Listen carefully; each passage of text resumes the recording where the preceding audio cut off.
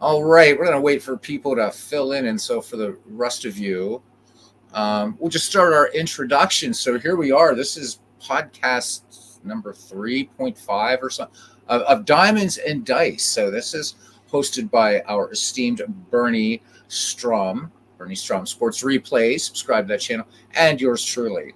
And so, the idea of this whole thing is that we want to get to the gamer level as opposed to interviewing developers and things like that. We've had some great interviews, and tonight is one that I've been talking for about a year. I've wanted to get this guy on. Our own SGJ Jamie is on with us. Say hi, Jamie. Say hi to the kiddos. Hello, everybody. I'm Right, really John excited to DFW be here. Cool, man. I've been talking for at least a year, Jamie. I think that I've wanted to get you on like a baseball chin wag or something, and things just never seem to work out, probably because of my idiocy. But here we are. But and before I go further, let's introduce the founder and this whole idea of this podcast, Bernie. Well, thank you very much, Beatles. It's a pleasure to have you on, Jamie. You're certainly an important part of the gaming community, and because you do publish the Sports Games Journal, I believe you have a lot to say, and people can learn from you. And I also don't think everybody knows how to find it, and where to get it, and how to read it. So that's why we thought it would be a great podcast. And I'll tell you what, guys, thank you, Bernie. I'll be showing in a little bit. I'll be sharing my screen, the April 2024 issue. And this isn't, when you guys see this, you're gonna, the design is amazing. The writing this is really a serious resource. And I'm hoping, again, that people will discover this and, check it out, which will hopefully prompt Jamie into doing some more of these. They're fantastic. And it's not just baseball. So we'd be veering off a little bit here. So Bernie, I'm sure, has questions. So I don't know, Bernie, how about if let me just go ahead and put up the at least the cover of this latest one, and then we'll go from there with your questions. How's that sound? Sounds great to me. Awesome. So I'm not a pro like Bernie, you guys. Man, he's so good at this stuff, and he'll keep us to an hour. All right, we don't have any audio we have to share. All right, so there it is. So Bernie, I'm going to hit hide, and Bernie, you're off to the races, brother. Okay, Jamie, I love this journal that you do, and quite frankly, when I first saw it, I think it might have been about a year or so ago. It took me by surprise because I'd never heard about it, and it was something I thought that it was so good when I read it. I just couldn't believe that I hadn't heard about it. So my question to you is, the first one anyway, what gave you the inspiration to do the Sports Game Journal? When did it start, and how did it get going? Well, it kind of started. I used to do a publication with another guy. Unfortunately, he passed away from cancer about 10 or 12 years ago, so we stopped. But my inspiration, I guess, just from being on Facebook, and you'd see a lot of sometimes interesting things, but they were short, like people's comments or things about the replays. And then by the time you would want to respond, it was gone. And then I was thinking, if you put these things kind of more in a publication form, you could get more in depth into things that I was thinking about or wanted to share. And so I thought if anybody ever wanted to read them, they would be right there, versus being in a Facebook group that is there for a day and then gone. So that was probably the inspiration behind putting the time into it. When did you start the Sports Game Journal? July of last year was the first one I did. Okay, so I did catch the first one. Yeah, it's only been going on for a year. I've had three issues in the past 10 months. It's a really comprehensive magazine, is the best way to put it. It looks like you spend hours and hours and hours putting it together, and I don't want to have you give away any trade secrets, but can you address how much work it is to put out an issue like this? I don't really. I know it takes me a lot of time. I don't think so much about the time because I just enjoy kind of putting it together. It's kind of like a hobby within the hobby, and it kind of keeps me focused on gaming things. But I would say it takes about a month, to get all the articles, and get it all formatted and all that, and like I'll be thinking of articles and start kind of working on the next issue while I'm putting out the other one. So I can't say like total hours, but it does take a significant amount of time. There's some great stories in here. Where do you come up with your ideas for the different articles? Usually it's just something like maybe while I'm playing, something I think about, like something will come to my head, like and then I'll kind of wonder about it, and I figure maybe someone else maybe thinks the same thing, or maybe they haven't thought of it before, so it would make a good idea for an article. Or I see, like YouTube channels, and there something that someone on a YouTube channel talked about, and then makes me think about it more. So those are the things that probably, give me ideas for articles. And you're going to forgive me because I think his name's Daniel Everson. There's an interview you have with him. Yeah, Evanson. I'm showing that he's talking about this right here. Yep. In the most recent issue. Well, Beatles and I have been emailing him and sending him messages for months, trying to get him to respond to us. How did you get him to talk to you? I just, because I watched this channel. I mean, I just sent him, I think through Facebook, I sent him a instant message, and I just said that I can't remember what video it was. He did a video, something I thought was really interesting. So I, sent him a message about that video. And then after we talked about that a little bit, I said, if you ever want to, you can take part in an interview or do an article for this. And he said, sure, anytime you want me to. Did you talk to him or just communicate? Oh, when I say talk, yeah, like I kind of mean really, through text. We didn't talk on the phone. He seems like a really interesting guy to me. Yeah, he's definitely, he's got a lot of opinions. He puts them out there. Maybe some people agree with, some don't. But even if I don't agree with his opinions, I always think it's good that he's willing to put it out there. I find his stuff interesting, and I was really surprised when I saw this article. I certainly can recommend it to anybody who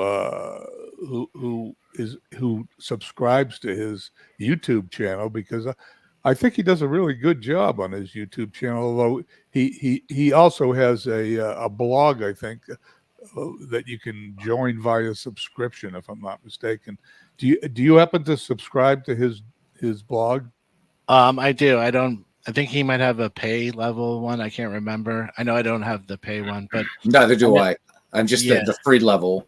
Right. And his blog is usually connected to his videos, but so I follow both of them. He's a fascinating guy. What are some of your favorite things to do in our hobby? The games you play? I mean, favorite thing to do is probably more of a definitely more of a replay person, like straight up replays. And then games wise, it's I'd say if anything, I probably lean more to the action PC games, just because Mick, welcome in. Prefer computers than tabletop, just because of the time issues and stuff. But I play pretty much all the games. I'm also in besides the Field of Dreams League, Draft League, but I do a Stratomatic Draft League as well. So a little bit of everything. Jamie, I highlighted here. If I could just jump in, Bernie. Yeah, go ahead. I was just going to tell. So because so you guys can hear. I just want to highlight here what I put with Jamie and Mike. You're absolutely right. Jamie is really valued, and as I said at the top of this, I've been trying to work out a year. It's like, and then finally I just told Bernie, look, we got to do this, because I've been trying to work it out for a year just as a solo act, and was never able to coordinate it. But anyhow, so Jamie's writing is superb. We're just going to get that right off the bat here. This isn't some hack writing here. I mean, it's very, very, very thoughtful. And I wanted to zero in on this because I think it feeds into a lot of, or contributes to the dialogue, or even sometimes, let's say, debate or even argument when it gets stronger. Jamie says here, playability, we say that, but we don't say accuracy ability. Jamie further writes, sure, accuracy is important, and I agree it's a big part of what can make these games enjoyable, but it shouldn't be the overriding factor. Jamie, I wanted to kind of get you to talk about that. That's an amazing paragraph. Now, obviously, we could just, scroll down and have everybody read the article, but I really like you to just take that paragraph and kind of expand upon that, because I think that we do get, and especially I noticed, being in the Fields of Dreams League and, the Shanks League that I'd started, or not Shanks, McGreevy, and then the Shanks thing that was born out of that. And I still hear us talking even 2 weeks ago, though I'm no longer a part of Field of Dreams, about accuracy, right? Where accuracy and things like that. Could you talk about your paragraph? Because I think it's brilliant. I love it. I love the whole thing, but would you mind? Yeah, no, I guess, the main thing I was kind of getting at is that, I kind of think, maybe sometimes we forget, like, one, that these are games, you play a game, for the enjoyment part, and, how accurate, like, say, the statistics are, or how well does it recreate this or that, in the end, the most fun thing, can be the strategy of what you did in the game, or like you're saying, like in a league, you're playing against, other people, whether it's the game playing against other people or trying to build your team against other people. And there's so much more to these games than just like, do they get the ERA down to the right percentage point, or, that kind of stuff. You say, you continue here, you say the subject of a game can be about anything, but here we're discussing sports. But what drives a game is the presence of interesting or impactful choices. If a game offers only a few choices or many, how deep and impactful are they? Do they help advance the narrative? And I like that. I want to get you back on some time and talk about narrative, and I'll get to that in a little later maybe. Do they enhance the immersion level of being at the helm, making decisions for a team, or even overseeing an entire universe from a godlike perspective? Jamie says, this is where I find myself, this is where I sometimes find myself at odds with the concept of quick play games. I'm not opposed to the quick part, but my issue with many quick play games is that they don't always qualify as games in my book. Many are essentially result generators. Not saying that there's no place for these in general, and I know many people find ways to craft narratives from the scores, but for me, there must be some sort of engagement. It could be as simple as having control over one or two significant decisions in the entire session, but if they drive the narrative, then I'm hooked. So I'm going to jump ahead a little bit and say, or just ask you, because narrative is something that Bernie and I are going to be talking about in a future podcast, but you get first crack at this. So when you're talking about narrative, Jamie, define that for you? Narrative, because you're hitting that a lot here. I mean, for me anyway, and I think it's probably true for a lot of people, when you play these games, they're, kind of like little stories, and, for me, I'll probably remember more if I'm playing a game, did I make the right call in defense, or did I bring in the right player, something that changed the game or whatever, probably stands out more than like what batting average did the first baseman have, or stuff like that. And that's the part that makes the games most fun. Like if you're engaged in the game, making decisions, then that should be the main driving force of what makes a game as enjoyable as it can be. I like it. You spoken like a storyteller, because as a journalist, and certainly therefore as a writer, narrative. I think even in terms of, when you're talking about, maybe let's say you're doing a news report, even that narrative and real life facts is important. And I like the way you're talking about narrative. I'd like to get back to that. I have a question from the audience here from Mick, from Mike Silva, before we get back to Bernie, and I'll put it up here in the chat. He says he'd like to know what Jamie's favorite sports sim. And actually, it's funny because Jamie in the next paragraph talks about that term, sports simulation. But anyhow, what's your favorite sports game, Jamie? If we nailed you down to one. I mean, We're cruel here, man. We're like 60 minutes. I like so many, but so I'll pick the one that I play the most, which then would be actually PC baseball. All right. What is it about the game you like? Yeah. I think it does a good job of, if we're doing season replays, it seems to really capture the season like very well, and it seems like in a action PC game, anything can happen. Like you have no way to predict what's going to happen. It's very unpredictable, and they also always give you a lot of choices to make during the games. Well, it's funny you should mention season replays, because season replays is what I like to do the most. And of course, if you follow my channel, it's correcting history, all those Boston Red Sox losses in baseball and Boston Bruins losses in the Stanley Cup Finals to the Montreal Canadiens. And of course, the Patriots, who lost for 40 years before they decided to start winning with Tom Brady. And who am I forgetting? The Celtics always used to win, but there was a 25-year period where they kept, actually the last 20 years where they lost when they were supposed to. That's what drives me when I do a replay. I want to correct something in history that bothered me because my team lost. How do you pick your replays? Maybe a little bit the same over the years, but I would say more so. I usually like read a book or something like, oh, that's interesting. That would make a good choice to replay a season, or usually something like that. Something that I'm following, an article, a book, or whatever is usually probably more likely going to make me decide to replay a season. So, Jamie, in show business, we use the term breaking the fourth wall.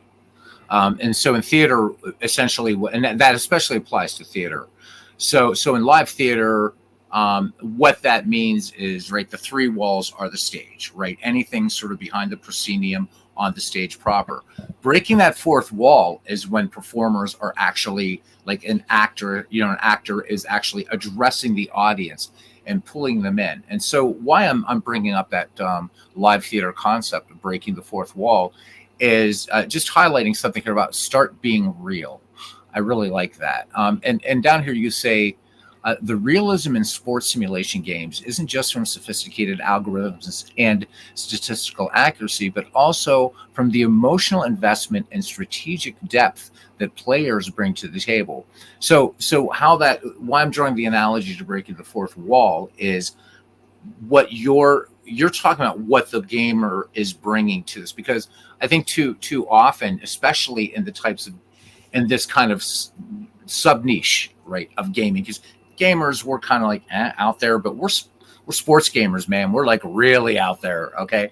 But I wonder if you could talk just briefly for how we sort of maybe break that fourth wall back to the game. All right. So the game is the audience, right? It's the algorithms. It's the, as you're saying here, right? And everything like that. And the whole statistical variance. Where are you when I need you, Night Raven? But could you talk about what we bring to it? What value we can bring to a game? Because I think because you're talking about realism, but that realism is also, if I'm reading you correctly, is for us, as we are getting back to that narrative, is that realism also brought by us to what we bring to that breaking that fourth wall? If any of that makes sense, let me know. If not, I'll do another split. No, I was gonna say it's more like how the gamer reacts to the game.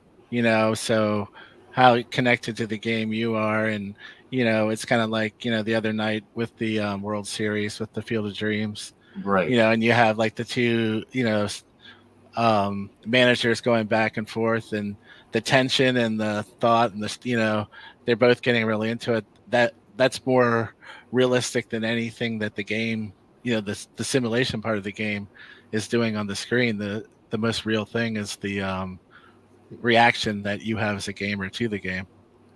I also want to compliment you on something else, and you need to also. I'm going to ask you to let everybody know who is your co-designer on this. But also, I love one of the reasons I love your writing is right here, right here. So this neat little nod to Carl Sandburg, right, who said, "Suppose they gave a war and nobody came." So here, Jamie starts out this column heading here, or with this part of the story. Suppose they gave a World Series and nobody came. So I love that. I wanted to give you just a quick compliment on that too. I love sort of literary illusion and things like that. Jamie, let me ask you this. So what do you say to a person now? And again, we all have opinions, right? They're like noses. We all have one, right? And so we each have, some of us love out of the park baseball. Some of us love, action PC baseball more or less or whatever in any sport.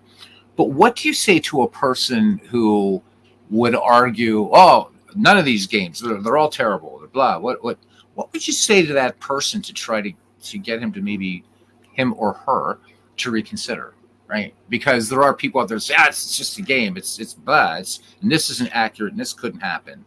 Well, what would you say to that person? I'm kind of asking you to encapsulate this entire issue in a way, or this story. Yeah, that would be a tough question, just because I kind of think people either get these games or they don't. Like, it doesn't matter. You could be the biggest baseball fan ever. You could love the history of baseball, and you could say, like, look at one of these games and say, this has no appeal to me whatsoever. And someone else, the exact same. There's some, part of your imagination that has to click to it for you to really want to play these games. So I think it would be hard to convince someone that, unless they just had never heard of them whatsoever, and then you could try to explain it to them, but you really have to play it, and then it either would click for you or not. I don't think you could really talk someone into playing one of these games. Good, Bernie. I know you have more questions. I know I do too, but I'm taking. Well, I'll throw one in. What got you started in gaming? How long ago? What was the first game you played? The very first game I actually ever played was Long Ball, which was a tabletop baseball game. I don't know how popular it was, but a friend of mine, he had a birthday and he got it for his birthday. And like, I never even knew there was such a game that you could play games that had, like, the actual players and all that. So I thought it was like, the coolest thing ever. And then I think one night I must have been talking about it at dinner time. And the next day I came down in the morning, and I guess my dad went out and bought it, which was pretty crazy because we never really got gifts unless it was like our birthday or Christmas or whatever. But I think he just really liked the fact that I was into baseball and into that. It must have interested him too, but he never played it, but whatever reason, he went out and bought it. So I always, that's always a long lasting memory for me. So, but after playing that, then I, moved on to, I think it was Status Pro, and then into computer baseball games. How old were you when you started to play? I think it was 10. Was when I got, yeah. I find that true about most gamers. 10, 11, 12. They're introduced to these games in some way. I know in my case, I saw an ad, I think, in the Sporting News, and I said, boy, that would be a lot of fun. And I think something you said a few minutes ago, where this either clicks with you or it doesn't. I believe gaming, and the people that do it like we do as adults, and we get started as kids, I believe that when we first are introduced to this, it turns a switch on that lasts a lifetime. And it's fascinating. Any comments about that? I definitely agree with you. And I couldn't imagine, like, not playing these games. It's like, a hobby that I've played. I never really had a break. Like, I know a lot of people sometimes stop playing them, but even those people end up getting back to them. It's just something that is just a part of you. So, Jamie, obviously this is a labor of love, and here's where you get to put the plug in for your co-designer, by the way, because as you guys are watching, as I'm scrolling through, the design is amazing in this. Nice use of white space, the whole thing. So, Jamie, how about throwing out a little love for your co-designer here? before I get yeah. into my next question. Yeah, I was telling Beatles before we came on. He was commenting on that, and I said I had to actually give credit because my daughter actually is the one who kind of helps me out sometimes with the layout of things and the graphic design part. So, Jamie, I have to ask you. I mean, because this is not the first time I've seen your journal, anything like that. So I want to talk a little bit just off the sports gaming topic for a minute, just about your background in terms of academically, because you're an excellent writer. Were you a journalism major? Did you go to college? I mean, talk a little bit about that, man.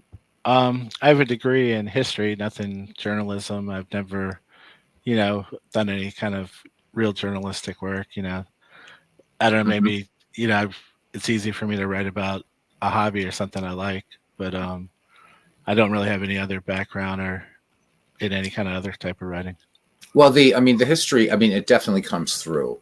But the thing is, I mean, your writing is. I keep going back to that because of what my undergraduate degree is and my graduate degree, and so when I see good writing, especially these days, this has got to be one of the best written journals I've seen, and I'm not talking just quote unquote amateur here.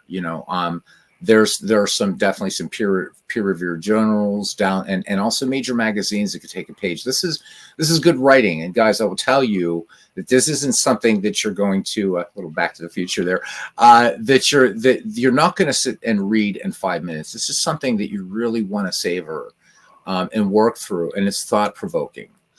So Jamie, I guess what I see throughout all of this here is an absolute passion. Do you? And so here, this is going to seem to be a silly question. By the way, Derek Bain, great guy.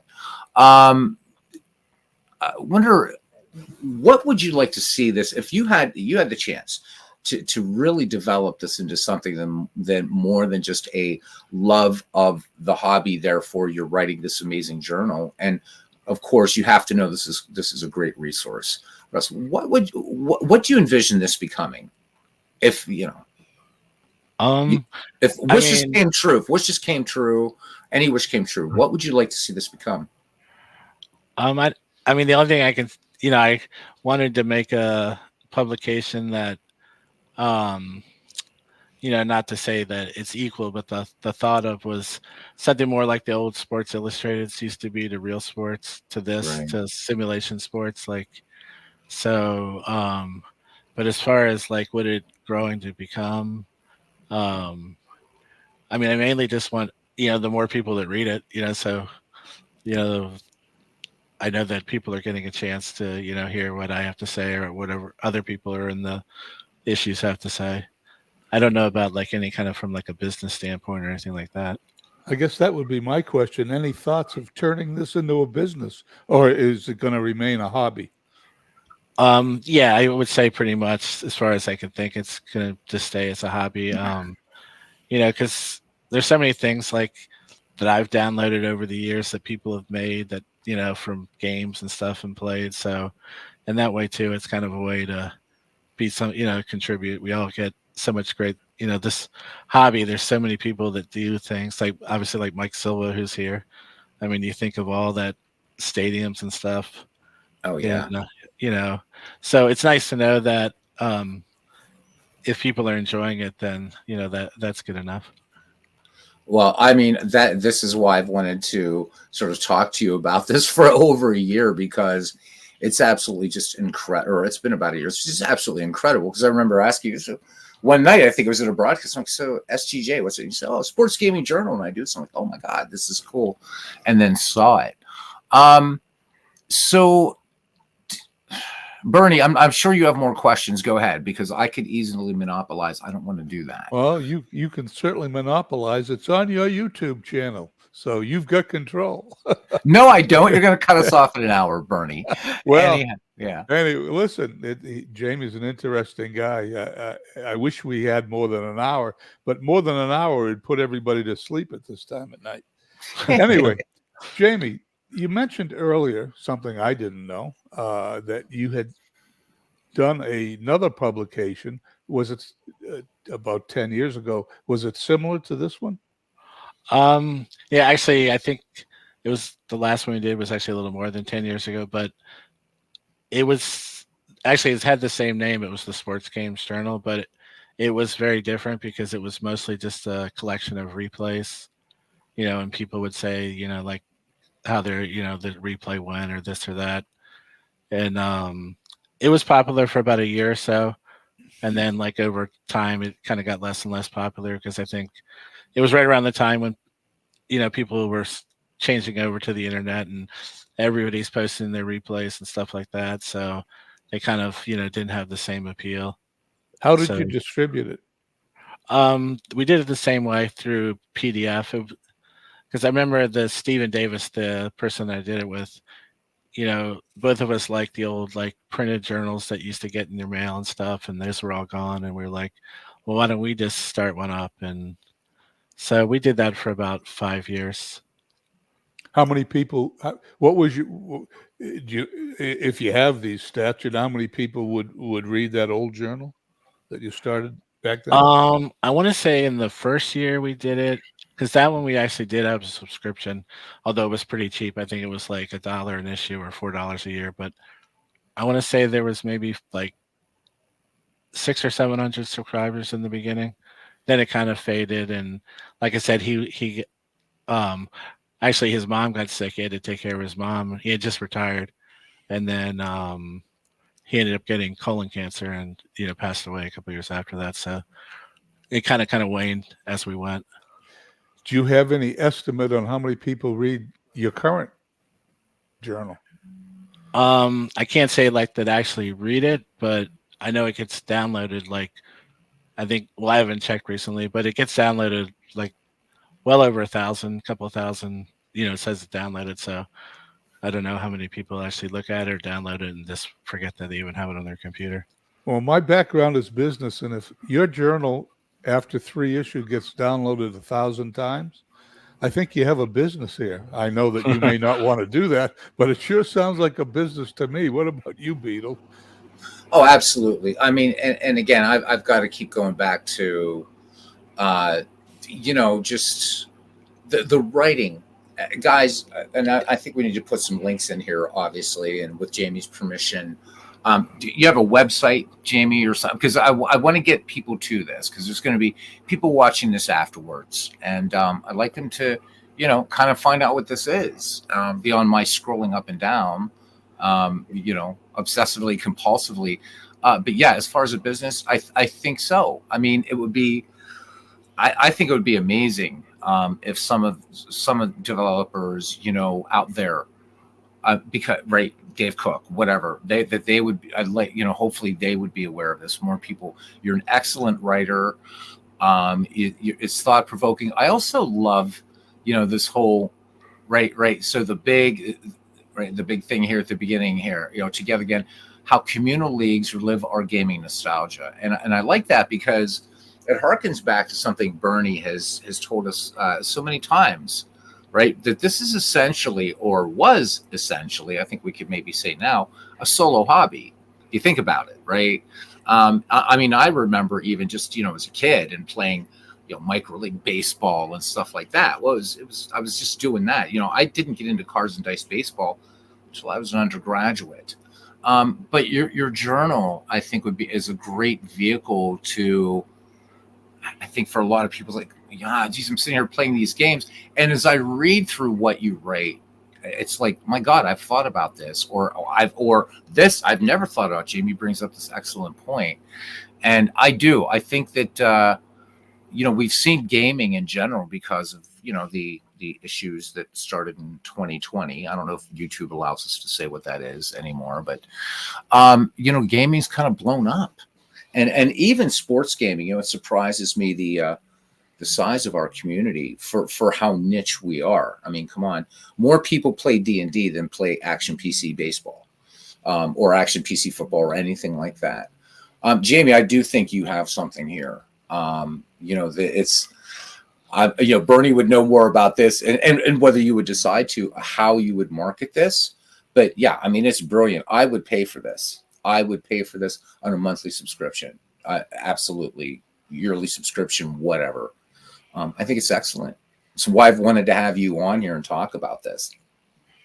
Oh, well, I mean, I appreciate it. Yeah. I mean, as far as websites too, I think I don't have a website. I just always would just, once it's ready, I, attach it into Facebook groups or Delphi and stuff. I mean, when I did the first one, I didn't know if anybody would even bother to read it or not, so. Well, I would strongly urge, if you do it, and it's not, and Jamie doesn't do just baseball. There's a for you fans of the lesser sports. There's a there's a really cool article about gambling in the NFL. When you think about gambling, we think about just baseball, right? But great article here, and Jamie's obvious, his scholarship as a historian, I mean, really shines through with the citing and just the way it's written. So real eye opener. This is great stuff. There's nothing whatsoever pedestrian about what Jamie does here. Treat yourself, guys. You got to check this out. Jamie, I don't know how anybody accesses. We can talk about that. Yeah. So John wants to know, could we link our Discord to this? That's up to Jamie. I don't know how. I mean, yeah, I've posted it in the Discord. I think, well, at least in the McGreevy one, I don't think I ever posted it in the Field of Dreams, but it has. I mean, I can obviously repost it, and Jamie, that would be great. Yeah, and it's on the Delphi forums too. If you just search it, because it's relatively recent, you should be able to find it. But I'll try to come up. Maybe I'll come up with like a Facebook page or something where you can get to it anytime you want. John, thank you for that. So John's a creator of the McGreevy League Discord. So thanks, John. Wow, what a kind offer that is. Speaking of the Field of Dreams that you just mentioned, Field of Dreams, of course, for those who don't know, is a draft league that was born through Steve Tate and Big Clue, and it comes from the leagues that Beatles started and that I participated in, the one just prior to Field of Dreams. It's a different type of gaming. It's different than season replays. How would you compare the two, and do you enjoy them as much, or is it something you needed to get used to? Yeah, I would say both. I definitely enjoyed it, but then at the same time, it was something that I had to kind of wrap my brain around because it was so different than Replay League. I kind of was bouncing off of it as far as, but that was, like I said, I think, because I read an article here about my experience playing. That was not a fault of the league. That was just, me trying to figure out, in my head how, this is more about, a season, not game by game kind of experience or whatever. But I mean, the biggest thing for me with the Field of Dreams is to be able to watch your games on YouTube, to get to experience them live or other people's games, and then be able to go back and talk to people right after the game about it. It's just a whole different experience that, because I like playing games solo and doing my replays, but this is so different, and it's an experience that is so contrary to like the usual just playing by yourself a solo game or whatever. Yeah, I find it, playing for 50 years or so, 60 years for that matter, now that I think about it. I always played teams that I was a fan of, whether it be the Red Sox or so to speak. And I'm rooting for those teams, and I'm rooting against the other teams. All of a sudden, you find yourself managing a team with a bunch of unrelated players that never played together before. And you look at it differently. You really need to get used to it. At least I had to get used to it. And one of the things I enjoy about it, and Beatles got me into this, is that you draft players from different eras in baseball, and maybe you don't know much about that player, and all of a sudden that history buff in you starts to read a lot about these different eras and the different players. and you learn a lot about baseball just by playing in that type of league that you wouldn't in a standard replay league, I think. Don't you feel that to be true? No, I agree. Because it forces you to get to know players that from a time that maybe you would never replay a season from the 1920s, but those players could end up right in that draft league. So it definitely would expand that for sure. And many people would come to loathe or love Snuffy Sternweiss. Just throw that. What surprise? If you did replays, you obviously did you do modern day replays, or did you go back in time like Beatles does into dead ball baseball and such? Yeah, I mean, when I was younger, I used to just only play the most recent season, and then I think it was with Diamond Mine. I got a copy of the 1949 season. I think that was the first time I ever replayed a season that wasn't recent. And then I really enjoyed it because I had read the book by David Halverson. I forget the name. Was it Summer of 49 or something like that? Summer of 49. Yep. Great book. Great book. So after reading that book, and then that kind of opened up the door. And then I read Glory of the Times, and then got me into the dead ball. So then I was just kind of bounced all around. So, but now I don't really have that much interest in like replaying, more current seasons. There's just too much in history to play. Do you have any current replays working as we speak? Well, I just finished the other day the 1981 season, which I've been kind of covering a little bit in the journal, and then just started my first ever doing a full, like with Action PC Hockey, with any hockey game, a full season replay with a hockey game. Now, you say full season replay. Are you playing every game for every team? Oh, no, I don't mean it that. I mean like because I never really would play hockey where like I might replay a series or games. I'd always like think about doing a season, but no, I'm playing just doing like one team. I'm playing the Washington Capitals because it's from 89-90, so I remember that season well. And then I'll just pick games at random and play. But this is the first time where like I've actually tried to play a season, play a team or all the way through a season. Yeah, I find season replays to be more rewarding because first of all, the cards or the digital files are based on the player's entire season. When you replay an individual game or series of games, you're liable to not be able to reproduce something. It just doesn't look right. I think you need to play an entire season to make these games really shine. And one of our friends that you mentioned earlier, Mike Silva, had just finished what I consider one of the greatest accomplishments I've ever heard of. I know there's a few people that do it, but he replayed an entire season, as you know, every game of every team. I don't know how he did it. I can't imagine doing it. What was it? And I know you and Mike are close, and you've watched a lot of his games on our Discord with Field of Dreams and the McGreevy Discord.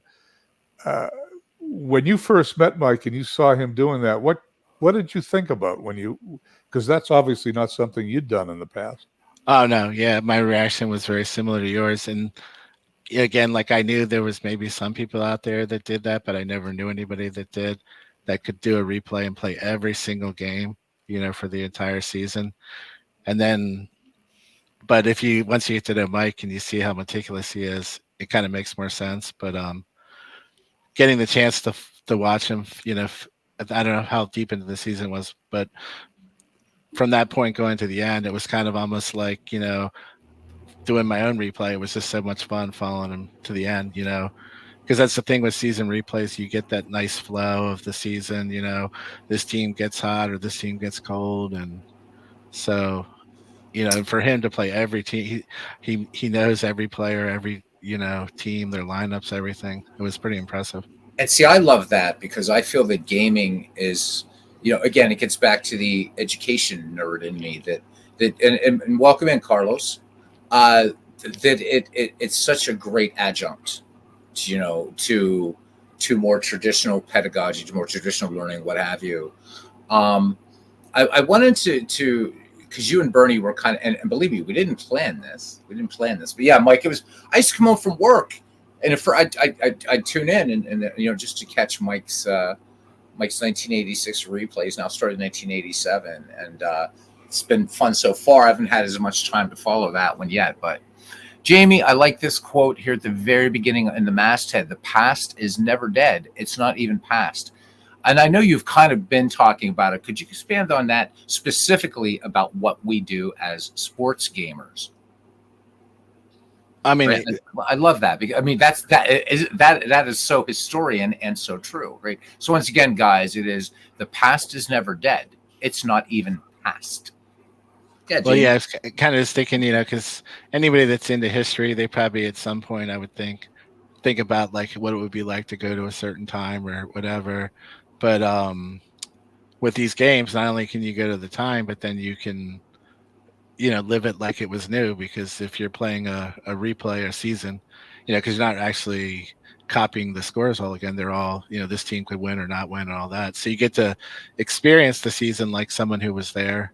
And kind of like get taken to that time, if you let your imagination go, and thus create a narrative. Speaking of that, and I don't mean to interrupt, but something popped into my head. If you'd allow me, Beatles. Oh, of course. Do you have anything you want to share with us about any unique situations that might have happened in any of your replays that stick with you and is memorable? Well, I know, like recently, in my recent replay I was doing for 1981, because I'm doing I did the major leagues, and then I also did the AAA seasons too, just because that was the year of the strike. And that year as a kid, I remember when the season stopped and they were showing minor league games sometimes on TV. And as a 10-year-old, I didn't really I know what minor leagues or this or what. So that always kind of stayed in my memory. But during one of the replays, I had a pitcher strike out 21 batters in a game. Wow. And it was pretty impressive fabulous. just because, yeah. So a recent memory, that one. And I was going to say, because he was a good strikeout pitcher. I think he averaged like maybe 6 strikeouts a game, but not a guy you would ever expect to, it's not like Roger Clemens or somebody that. So, but I've had Lou Gehrig hit 4 home runs in a game a long time ago, which he actually did in real life too. Yeah, it was kind of funny that he had. Yeah, and then I think the only perfect game I ever had Kevin Brown for the when he was on the Marlins. I think it was with Diamond Mine maybe 25 years ago. But it's big achievements. I love hearing those stories. Mike, our friend, Mike Silver I was listening. You might have even been there that night. He had 2 players hit 3 home runs in the same game, and it intrigued me so that I looked it up, and it had never happened in Major League Baseball. That's why I love these games, and I'm sure you do too, because you can experience things for the first time that have never been accomplished. Yeah, I mean, that's true for sure. Jamie, as a gamer, I got to ask you this, because I try to show when I was doing a lot more broadcasts, I would try to do different games, so, I mean, I tend to favor out of the park baseball, action PC, and baseball for Windows, all for different reasons. But I've also every once in a while done Diamond Mine, which I love Diamond Mine baseball, and I've shown some other, but for you, because you like me, you've played Diamond Mine for quite a while. What do you think? I mean, because I get pulled into Diamond Mine just as much as I do with Out of the Park, with the other 3 that I've mentioned. To me, it's just as immersive, even though there's no sound, no bells and whistles, great play-by-play. But so for you as a sports gamer, do you have certain criteria for games that you look for in terms of, are graphics really important? Sound? What if you could just talk about the nuts and bolts of it a little bit? Because you play Action PC and you play Diamond Mine and Out of the Park baseball, and those 3 are very, very different. And 2 of them are prettier than the other. Yeah, I like any game that it's whether it's the mechanics of the game or whatever, if it just, pulls you in. But at the same time, I'm not going to say that I don't probably appreciate the games that have more graphic appeal. Mhm. Just because, all things being equal, I'd rather like see the ground ball go to the shortstop and throw it out than, to read about it. As great Right. as the play-by-play in Diamond is, and it is a really good game. Oh yeah. But if like I said, all things being equal, I would still probably prefer the games like Out of the Park or Action PC, just to play. They're a little more entertaining. It's interesting you say that. I'm not sure how old you are, but you remember you were born in 1971, obviously. If the 1981 season you were 10, uh, had you listened to many baseball games on the radio? Yeah, actually, I did, because even though I grew up just right outside of DC, we didn't have the county we lived in didn't have cable until 1990. Wow. So yeah, so Wow. we would get Orioles games. Was it still prohibition there, or I mean, what's going on, Jamie?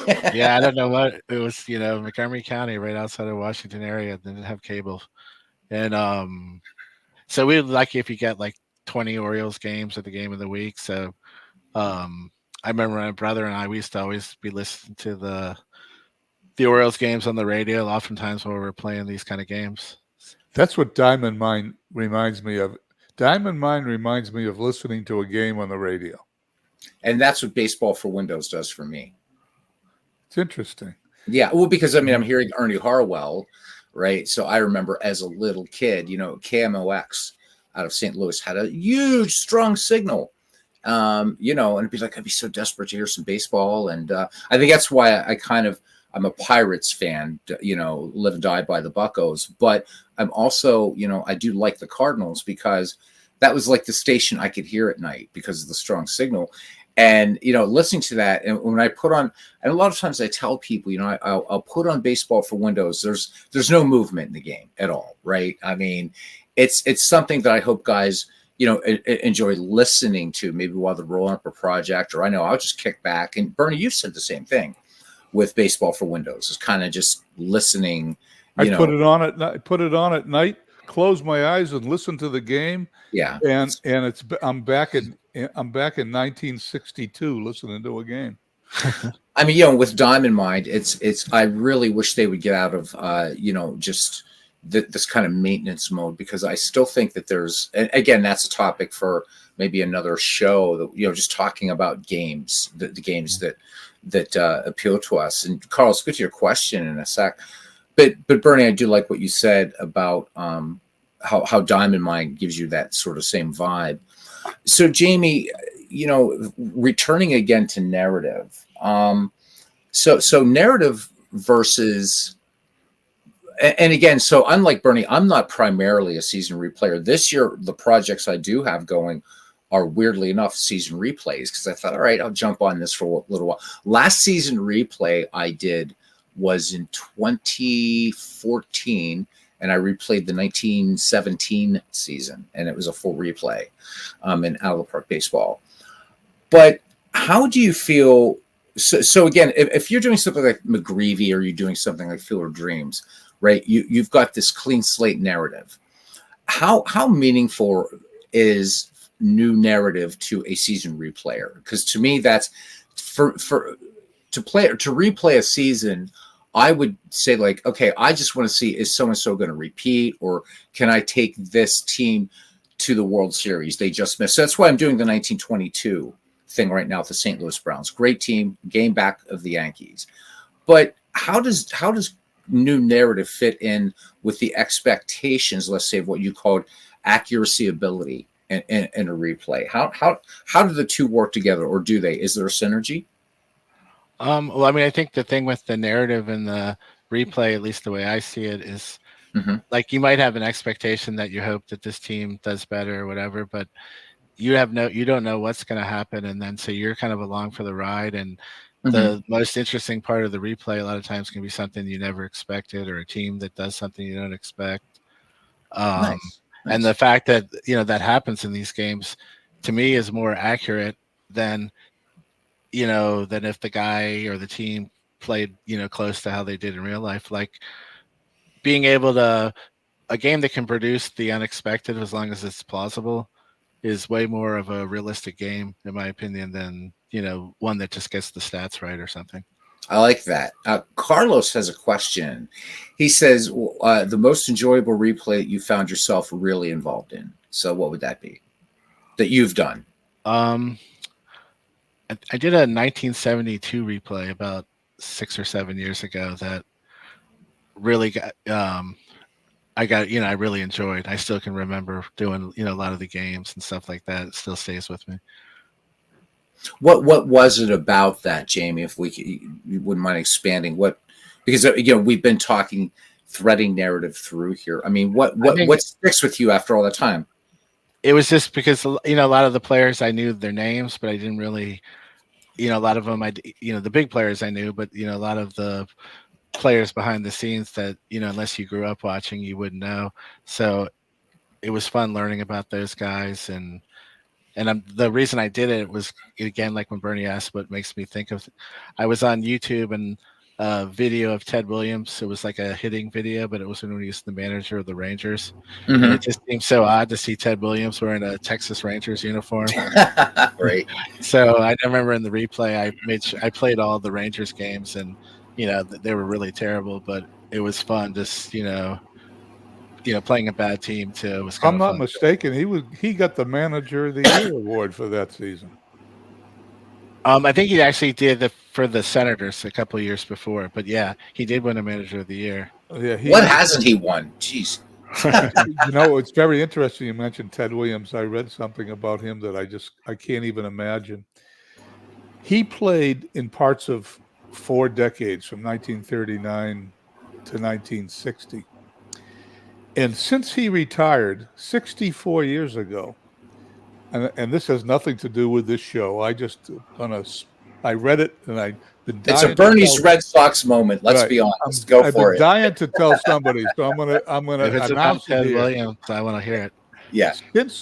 Since he retired 64 years ago, only 4 batters have hit for a higher OPS than he has in higher OPS in an individual season that he has in his career.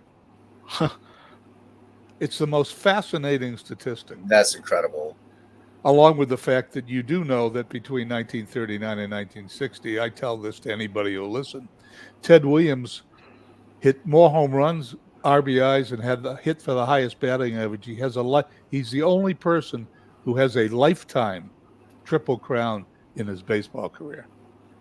That's incredible. That is incredible. Listen, as we approach the 1 hour mark, because this went by really quickly because Jamie's a real interesting guy to talk to, I want to make sure that we have the location in which people can get and download his publication. Do we have that information, and are we going to post it? John is going to be. John's going to link that. We'll get coordinate with John to get that linked into the Dead McGreevy Discord, and if Jamie's cool with it, we'll also put it in the. What are you guys calling the other Discord now? It's not Fields of Dreams. I don't know what it's called. I don't even know. Yeah, he changed up the name. So I spend all day on it. I don't even know where I am. Jamie, do you want to tell us out loud what the locations are where people can get? I mean, we'll put it on the Discord, but where it is now, where you could find it, would be the Facebook. It's at Sports Simulations group, I think, and I know it's on the bunch of the Delphi forums that are for this hobby. It's probably been a couple of months, so you might have to search for it, but I can like I said, I can repost it on Facebook, so people that are in all the different sports groups can find it again. All right. Well, I don't know if you subscribe to my Facebook page, but please feel free to post it on there whenever. Oh yeah, I do subscribe. I could post it there for sure. Whenever you publish it, I'll make sure that it gets passed around the Facebook community. To me, it's one of the most exciting parts of this hobby is listening to the things that you have to say and the items that interest you, because you are correct. If it interests you, it interests everybody else. You have a nose for this hobby of ours, and I want to thank you for spending this hour with us. And Beatles, to keep you on schedule, you have about 35 seconds to wrap this up. Actually, I have I'm looking at, we've hit an hour on my side. So things are a little different on the East Coast here, Bernie, as you know. Jamie, what can I say? Again, this is something that is just beyond amazing. It really is. It's something that I hope you keep going. I know there was one question that Bernie, we were talking about this back in the Discord, so I'll go ahead and ask it. When's the next one? I am working on it. I would say probably the early part of July would be the latest. I think it could be a little bit before that maybe, but just to be on the safe side, I'd say sometime in the first part of July. Well, guys, as I said earlier, and I've been saying all through this, you really got to check this out. Again, I want to thank John DFW for we'll get everything worked out, and these will be linked in the McGreevy Discord and in the Sports Same Dreams League. And Jamie's given you the, of course, Delphi forums, what have you. Jamie, this is fantastic. I just want to thank you so much for coming on here. This is something I've wanted to do again for a long, long time. And as Mike said earlier, valued member of the community. Absolutely. You're one of the linchpins of it. And guys, since the next one's coming out in July, you have about a month to get yourself caught up. This is some of the best reading you will ever do. I'm serious. It's great stuff. And maybe Bernie will talk Jamie into doing this as a full-time enterprise. With that said, Bernie, what do you got coming up in your channel, man? Soon? Well, of course, my Red Sox season replays 1917 and 1949. I'm playing the 1917 replay with Out of the Park baseball and 49 with PC replay baseball. And you're also doing something with the lesser sports too, I think. Well, I'm falling behind on those two YouTube projects I have because Field of Dreams, every time you turn around, Steve and Clue have something for you to add to your portfolio of things. They're wankers. They're wankers. They're wankers. I'm going crazy. Anyway, I promised myself I'm going to be back on a once a week schedule on 17 and 49. So I did games for both those teams this week, and I'll be back on my YouTube channel with those two games. And I hope you get back to doing your 22 replay online, which we have not seen in a few weeks. I can recall. Been a while. Yeah. I want to thank everybody, Jamie, and I want thanks to thank for having me. It was fun.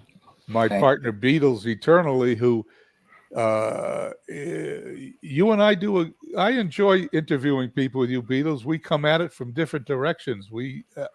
I enjoy this show as much as the people that listen to it. So I want to thank you.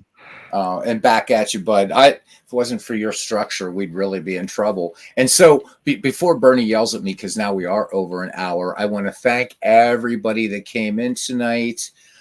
Carlos, John DFW. John, thank you always for your efforts. As the McGreevy League will be kicking off, I hope before the end of the summer, the next version of McGreevy. So we're going to need your expertise again. To Mike Silva, great ballparks, great mods. And he and Jamie and I, and David, we do mob movies and Discord. So you guys got to come hang out sometime. So, and for everybody catching this after, again, just please join the Discords, the McGreevy Discords, the Sports Sims. If you're on Facebook, all that stuff. There's all kinds of connections in this fantastic community. Jamie, thank you again. Bernie, thank you again. Until next time, guys, we'll see you around the batting cage. And that is it.